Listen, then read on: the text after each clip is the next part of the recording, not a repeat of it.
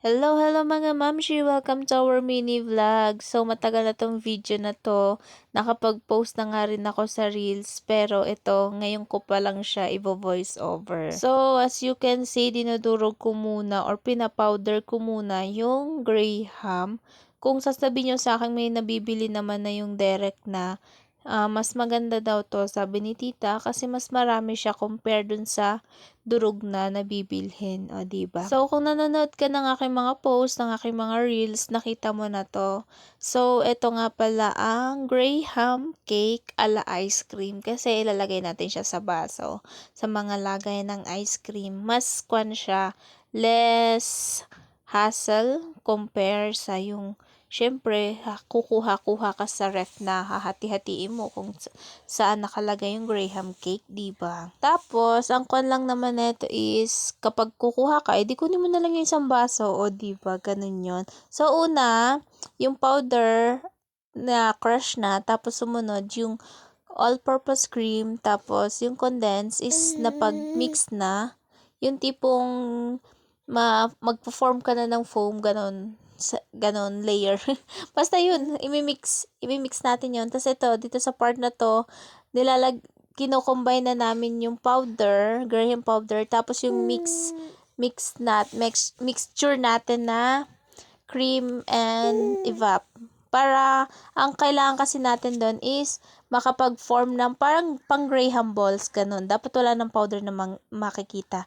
Tapos dito naman, ginagawa na natin is yung pa-cubes na yung mango, I mean. So, nilagyan lang namin din ng konting cream para naman masarap siya, o diba? Nagising na si baby ko kaya may, yung mango magiging palaman natin yan, o diba?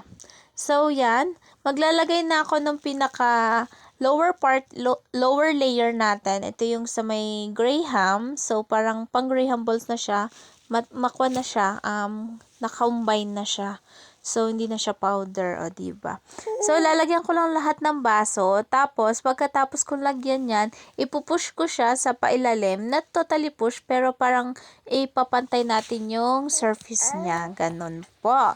So, nakailang kanding kami dito, ilang baso. Cute ka ng mga baso na yun, mga pang ice cream, ang liliit. Kaya yun, mas madali. Tapos kung gusto mo kumuha talaga sa ref, mas madali mo siyang kukunin. So yan, pinupush ko na siya dito, mga mamshi. Lahat lang yan, papantayin lang natin. Tapos habang naglalagay na ako dyan ng Graham, si tita is yung second mix namin, mimix na niya kasi nga naglalagay ako nito.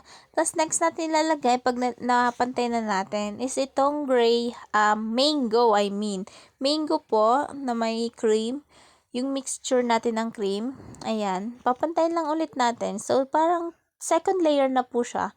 Tapos, ang magiging final layer na po natin dyan is yung mixture natin na cream and condense. O, diba? Yan na po siya. O, diba?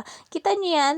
Tapos, kapag nalagyan natin lahat yan, naghanda na rin po si Tita Jassy ng foil. 4-hour cover po. So, may isang malaki kaming nagawa dahil nga nagkulang na yung baso. Kaya yan, may isang malaki dyan.